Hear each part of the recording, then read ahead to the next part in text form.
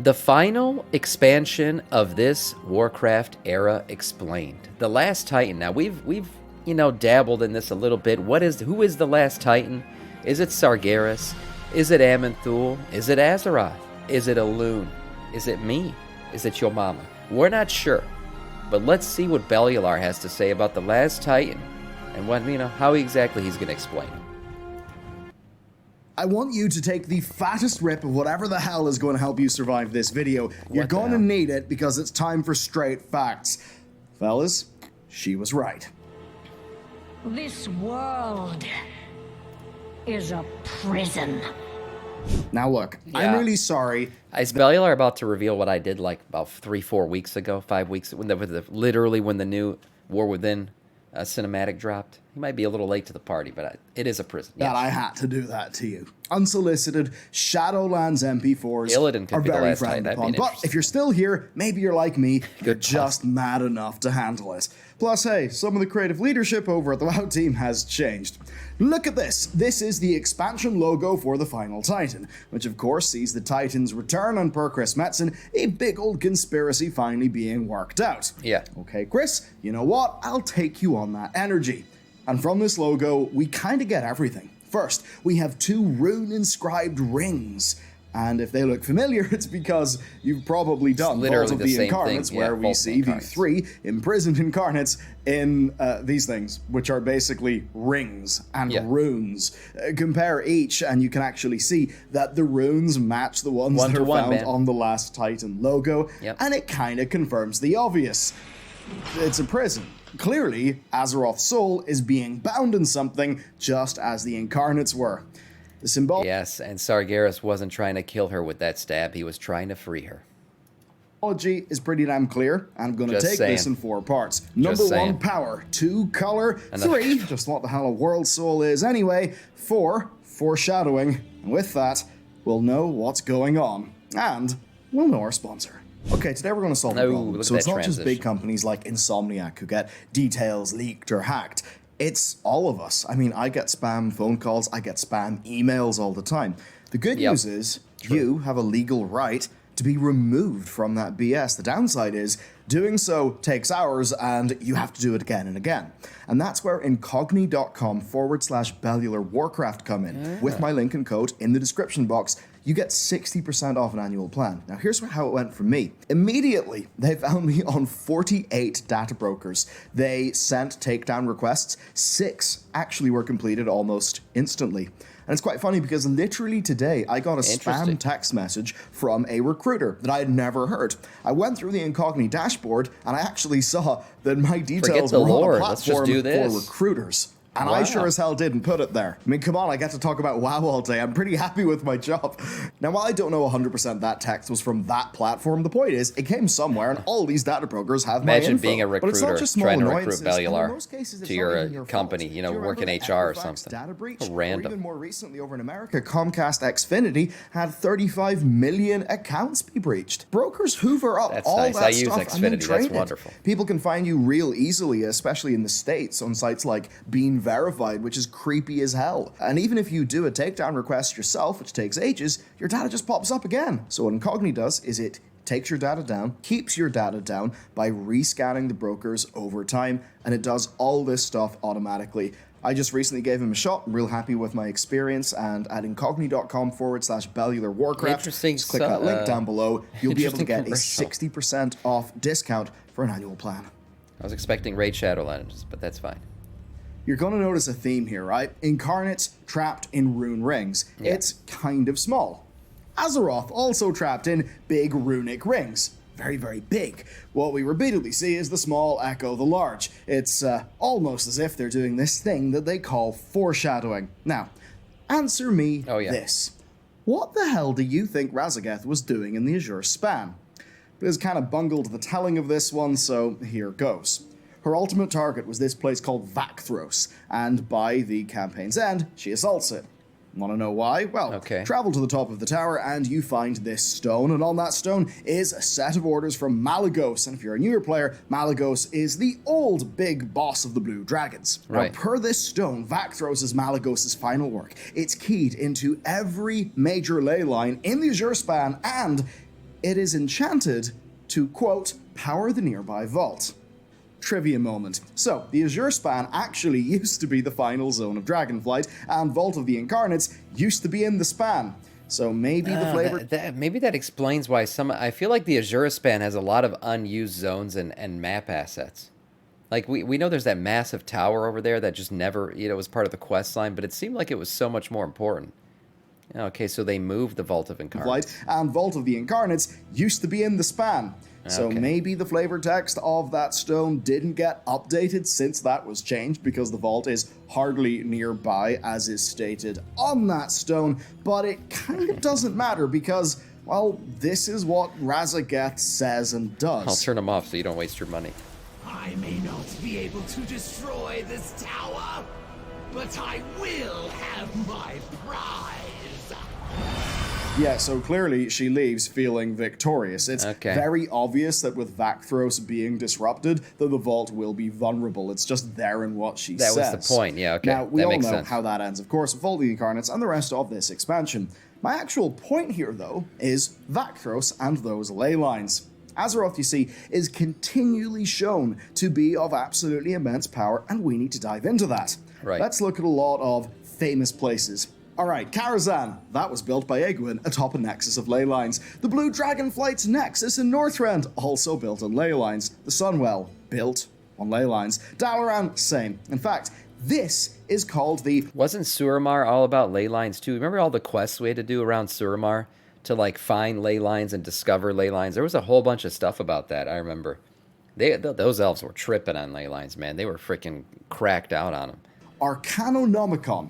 This is a map of Azeroth's ley lines, and it was gifted to Malygos by Norgannon, Norgannon being one of the big smart titans. And of course, the titans would really need to know what's going on with Azeroth. I mean, if they didn't know her wiring, if they didn't know her ley lines, how else would all of their machinery work? And that machinery is where stuff starts to get interesting.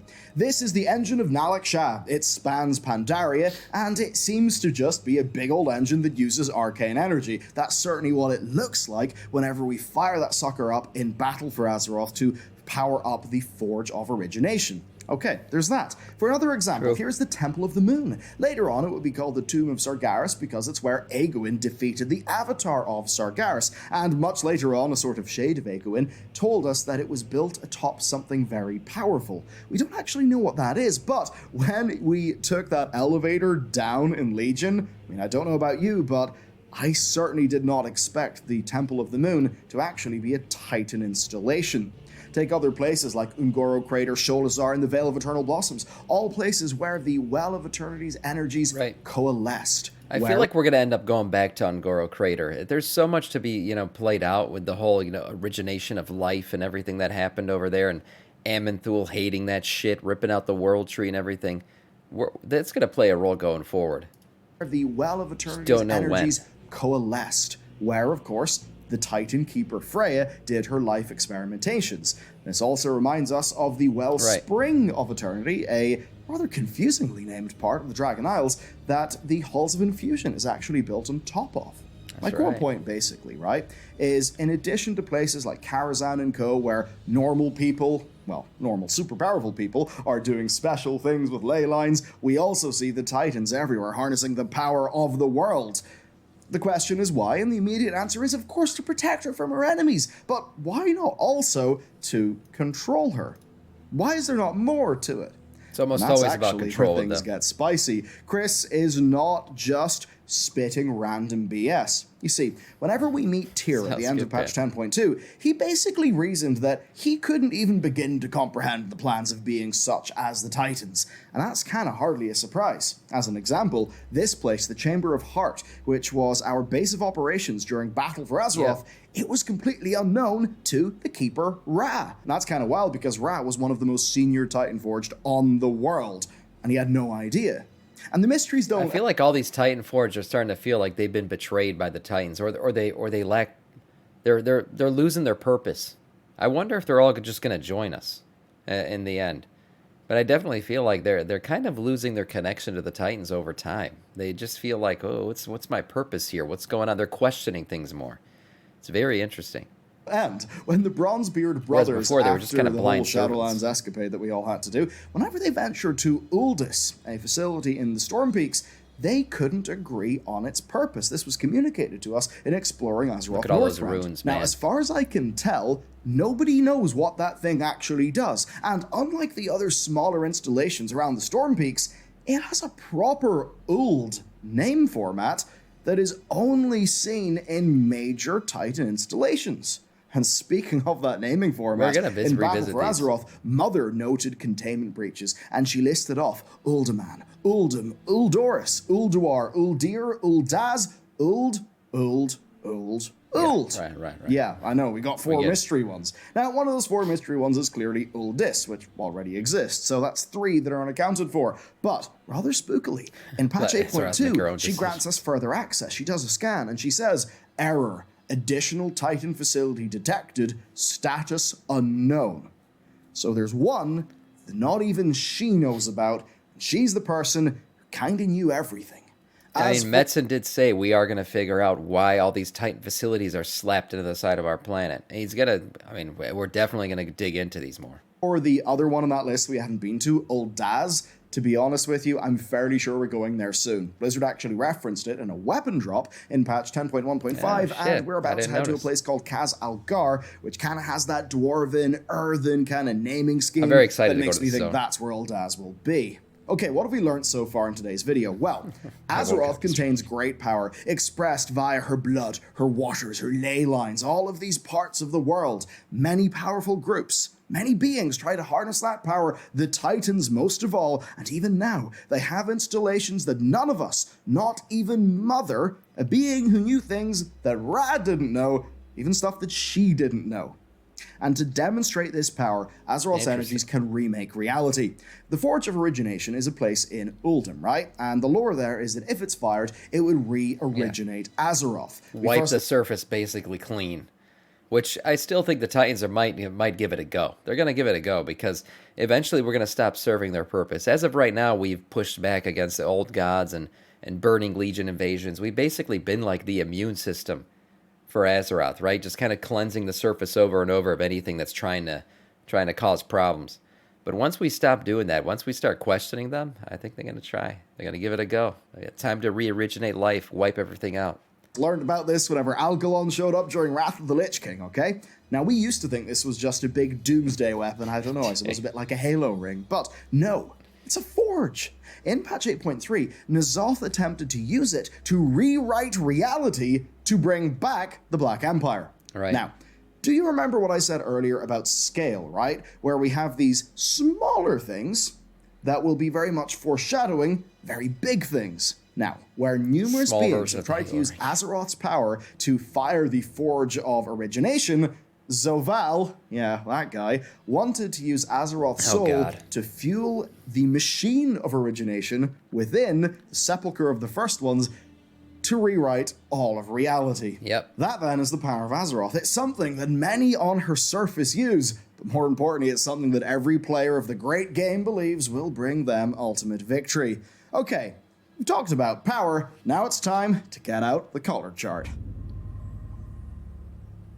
Okay, let's take a look at the rest of the Last Titan's logo. It's yellow gold. Clearly, that's Azeroth's soul, right? I mean, look at it. It's called The Last Titan, and what do you see behind that text? It's clearly the soul of Azeroth bound in those rings, chilling out in those rings. Now, what does this resemble?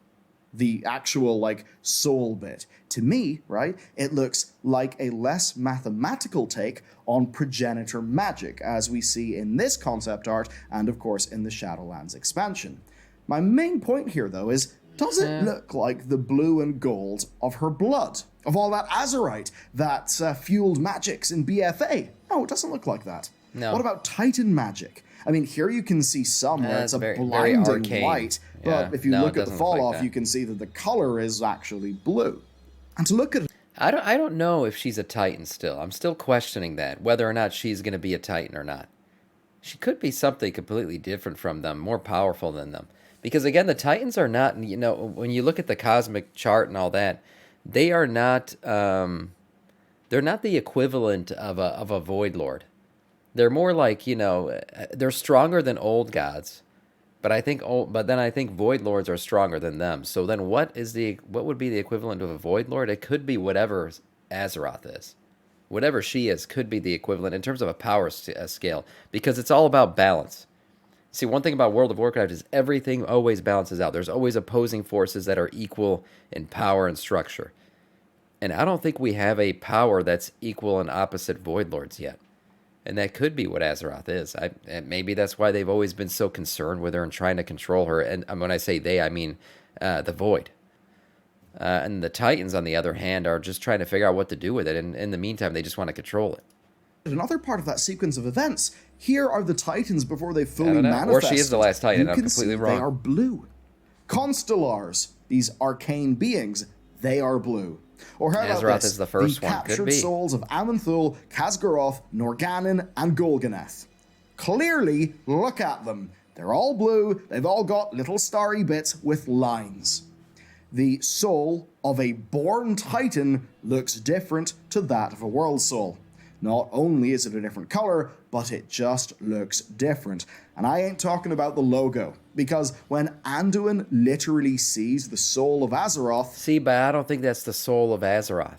See, I feel like people keep making that mistake, but to me that's not the soul of Azeroth. That is the outer wall of the prison. Because it looks exactly like the Vault of the Incarnate's final cinematic. When we're doing the whole thing with them, and we finally get to the Vault of the Incarnate's finale, where the prisons break open. This literally just looks like the same exact thing as the outer walls of this shit right here. Especially before it breaks. The damage is too great. Now it's going to break, so it doesn't show as much, but let me see, especially the one that's holding right here, Ridicron. Let me see if I get a better shot of it.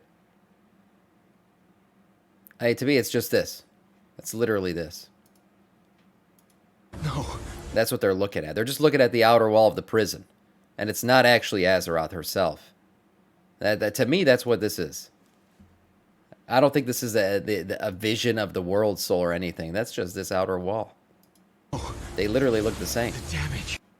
But it looks like this. A lot of people think that is Azeroth. Yellow at the core. There are little flashes of blue at the extremities, but the point is, it does not look like a Titan World Soul as we've seen them. And there's no way that's just because this is in a big fancy cinematic, because at the end of the day, all the little stars and the lines, those would look awesome in a cinematic like that. No, clearly... Look at this, even more. I got another shot right here. Look at this, and then look at this. From the same cinematic. This is when I think Ridicron was breaking out. Tell me they're not exactly the same. Even the blue, look at that. It's got the blue and the red and everything. These two things are the same thing. These are the same thing. This is literally just more, finesse and everything because it's a higher res cinematic, and this is an in-game cinematic. They're the same. That's not Azeroth. That's just the outer wall of the prison. But the point is, it does not look like a Titan World Soul as we've seen them. And there's no way that's just because this is in a big fancy cinematic, because at the end... Yeah, I think the only reason why they don't look exactly the same is, like I was saying, because that's a cinematic that's like fully rendered and beautiful and everything. This one is more of an in-game cutscene cinematic. The day, all the little stars and the lines, those would look awesome in a cinematic like that. No, clearly the art direction here is different because that soul is different to what we've seen with the Titans. So, every standard Order Titan, the main Titan pantheon of Order, they're all blue. Azeroth isn't blue, also doesn't even look like a Titan. I mean, where are the constellations? And then there's your boy Argus, whose soul is green because of Fel, you may think, but you'd be wrong. He is green because of death. He's not this green, the green of Fel. No, he is green, the green of Maldraxxus, that used to animate beings. Argus's attacks even look like they are of the Shadowlands. Clearly, the color of things actually matters here. It denotes what magics are dominant, where those powers are coming from. And with that, I need to move you on to section number 3. It's time to learn the origins of a world soul from the point of view of a world soul. I'm just going to get right into it. The bare context you need is this is a vision received by Illyria in the very, very good audio drama, 1,000 Years of War, and it shows us what it is like to be a world soul. This being was so much more powerful than the minion of the Shadow had been. Then she had witnessed flashes of destiny. Now she lived a history that surpassed the existence of the universe. Blink. It was energy, spinning out into the cosmos. Blink. It found warmth near a sun, and a world formed around it to protect it as it grew. Blink. Generations of life lived and died upon it. Blink. It was betrayed. It was bound by something powerful. Oh my god. Pain. Pain. It hurts so much. Its only solace lay within its dream. What the heck? I never even freaking... I did this whole book, and I never made this connection. Oh my god. It's pain, it hurts, it calls out, basically. This is Azeroth. It was betrayed. It was bound by something powerful. He's talking about the world soul. Pain, it hurts so much. That's why she's calling out to us. Its only solace lies within its dream. We happen to be in a dream right now, don't we? I've always said the Emerald Dream was a Titan creation just to keep her asleep. Keep her from, truly realizing what was going on. Keep her from her pain. And the Emerald Nightmare was created by the old gods to try to wake her up. Pain. Pain. It hurts so much. Its only solace lay within its dream. Blink. They enslaved worlds. They burned worlds. They used its strength to revive their fallen souls. It hurts so much. Wow, damn. Blink. It's messed up. They found another. It was much more powerful. They wanted to claim it too. Then they would be unstoppable. Oh, so maybe they're talking about like Argus or other world souls, but then here they're talking about Azeroth. The most another more powerful, and they want to do the same thing. So they're imprisoning it, the dream, and all that stuff. Man, I wish they did those audio dramas again. Okay, that so you've was got a a really bunch good of audio flavor, right? The way that essentially he describes himself to her. What's up, Baby J? And I suppose now that you understand what that feels like, let's talk a little bit about Argus himself and what these beings actually are. So, we know that the Titans seem to hail from a place called Zereth Ordos, the Plane of Order. Yeah, Zereth but Ordos. Whenever Argus died, he didn't go there. He went to the Shadowlands. That's because while he was, everybody thought all infused with fel magics, actually, he was truly infused by death magics. And that meant that when he died, he went to the Shadowlands, breaking the Shadowlands. What's my point? Well, my point here is about to be explained. Part 4, Foreshadowing. At the top of the video, I talked about small things that are very much foreshadowing and preparing us for larger things. Repetitions of a theme. A massive idea made relatable by something a bit easier to grasp our minds around. Say, Tyr and the Aspects imprisoning the Incarnates, then Aman'Thul and the Pantheon doing something to Azeroth, as is suggested by the Last Titans logo. So, I suppose you'd like to know what they're doing to her. Now, Azeroth is the only world soul who has never been directly reached, it would seem, in a way where there was a total victory by the Titans. Now, you may have thought that Argus was originally claimed by the Legion, but that's incorrect. The Titans ordered Argus long before Sargeras turned against them. Just like Azeroth had Azerite, Argus had Argonite.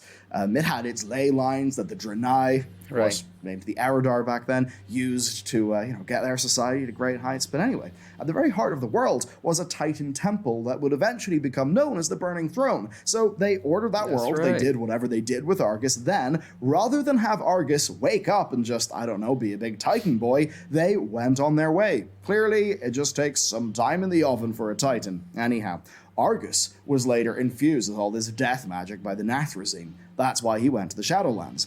And my point here is kind of simple. These beings can be... Here's the thing about Argus. Remember when I talked about balance and stuff? We all know that Aenar is like the Titan of life or whatever, But where is the Titan of death? And I always thought it was very interesting that, a scythe was used. right? As a weapon. Yeah. So who is the Titan of Death? Well, I think we killed him. I think Argus was supposed to be the Titan of Death. He literally has a scythe, which has always been a symbol of death. And for some reason, the Titans kind of wanted to mess it up. I don't know. They didn't want a Titan of Death, or something about death creeped them out. I don't know. But we have a Titan of Life, a Titan of Time, and other things. But where's the Titan of Death? Titan of Booba? Yeah, that's a good one too. But I don't know. But here's the thing. I definitely think we messed up by killing him. I think the Titans had that whole plan, and we just kind of went with it. We've killed a lot of things by mistake. Infected, infused away from their base Where did he come from? Where did he go? state. And this is something we've seen happen at a smaller scale. I don't think he was infused with death magic. I think he was the Titan of Death. Elements. Elemental drakes formed from those elements, and eventually primal dragons came into being from those elemental drakes. Ones that looked like this, and of course the big scary version of them is the primal incarnates. But one day the Titans show up, right? Much things happen. Tyr and his mates solve the problem of Galakrond, and the halls of infusion, a part of Uldoros, are built. Now these halls infuse the waters with the energies of the Force of Order. Right. Those big aqueducts you see in Valdrakken, they lead water that has been infused with order to the... And literally, I just wanted to say again, look at these close-ups of Argus. Look, he's got a scythe, literally like a weapon that symbolizes death. I mean, it's how it's always been, right? He's got a full-blown scythe, a weapon that symbolizes death. And then even look under his helm. He's got a very, like, skull-esque face, right? Like a very deathly looking face. Now it's covered up by this freaking Titan mask, but underneath we can clearly see here he doesn't have like be like this gorgeous looking face. It's a skull face, man. He is the Titan of Death. Yeah, where are the nipples covered up, I guess too. But I think he was supposed to be the Titan of Death, and for some reason we just killed him. Yeah, we just ended him. He wasn't even able to speak or anything, and we kind of ended his tormented soul. And I think the Titans wanted us to do that. Interesting stuff. Ruby life pools, so that through the influence of that order, rather than turn into proto-dragons, those eggs are dragons. The sort of smooth beings that we know, not the scraggly, natural, savage dragons that, of course, the proto-dragons are. Now, Tyr led all of this stuff under Odin's orders. Alexstrasza went along with it, and this whole, infusing the eggs with, like, the force of order to make the dragons different, that kind of kicked off the whole Scaleborn War. The likes of Farak and Viranoth were not a big fan. But the core takeaway here is you can infuse beings, in this case beings that hail from Azeroth's own elements, no less, and by doing that, you can change their form Turn them into one Titan that suits servants, you. basically. We've seen it be done with... That's what the dragons are. That's what Alexstrasza is and all. And they've basically forced it on the other dragons, and that's why the whole proto-dragon people hate them. That's Argus. That's the whole story of Dragonflight. From seemingly like ordered Titan World Soul to the stage where there is a temple with the World Soul in it that, then eventually turns into Antorus. So obviously the Titans got pretty damn far with him, and they didn't have to contend with all the problems that Azeroth faced with the Black Empire and all the old gods being stuck in the world, which I think means that the Titans never truly got to Azeroth. So, is this what the Titans are actually doing? This is when I think back to Chris Metz's talk of conspiracy, and I think of all those machines in Azeroth. It's pretty damn clear. Yep. The Titans want to turn Azeroth into one of her own. Not because they're evil, no, but because they think a good, ordered cosmos is best. That's right. why Aman'Thul was furious over Elune here whenever, Elune slipped a branch of a special tree over to her lover Aenar, the Titan, and Aenar planted it in the planet. Elune, and then Aman'Thul's basically just like... Figure out more about her. Bro, do you know what weeds are? And then he destroys it. And it's that drive for order that is why they imprisoned the old gods. Why Aman'Thul destroyed Elune here. Why, fundamentally, they do everything. And there are certainly hints, because that Forge of Origination I talked about earlier, one of the things that it does that doesn't involve, re-originating the entire world and killing everything on it is to stabilize and fortify the world soul of the planet. Now, stabilizing, fortifying, supporting... Order is not the same as domination. Exactly no, but... like what the Halls of Infusion are doing. You could use a domination to achieve order. Into those dragon eggs. Okay, Chris Metzen, maybe I'm onto you, maybe I'm not. Either way, it seems like it'll be quite the ride. If you want more of that juicy lore, check out this video next. Thank you for tuning in. Have an awesome day. I will see you next time. Right, yeah. Argus being the Titan of Death would explain why he went to the Shadowlands as well. Yep. There's going to be a reason for why we killed him, at least why the Titans wanted us to kill him. And it's probably going to be a reason that didn't help us out very much. Wouldn't be the first time we've killed somebody we shouldn't have killed in this game. But very interesting stuff. Who is the last Titan? I still don't think we have an answer to that. Is it Azeroth? Is it Sargeras? Illidan, somebody said in chat? I don't know. But one thing I do know is that our world soul is imprisoned. We're going to try to free her, and we're going to find out a lot of this shit. Nice video from Bellular.